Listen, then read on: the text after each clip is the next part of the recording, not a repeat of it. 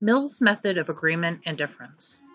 Another method that seems a little complicated than it really is John Stuart Mill's system of logic, otherwise known as Mill's method. I want to focus on 2 out of the 5 of his experimental reasonings. The first and most simple, although it can be at times too generalized, is the method of agreement. It argues that if 2 more instances of a phenomenon under investigation have only one of several possible causal circumstances in common, then the circumstance in the instances agreed is the cause of the phenomenon of interest. To better understand this method, the book has a great example. The first statement is, in a sample of 500 smokers, 230 people observed have cardiovascular disease.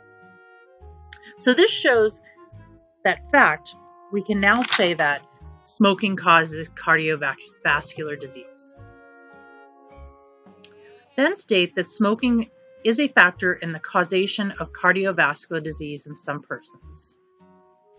To make it even stronger, in the sample of 230 smokers with cardiovascular disease, no other suspected factor, such as genetic predisposition, lack of physical exercise, age of 50 was observed.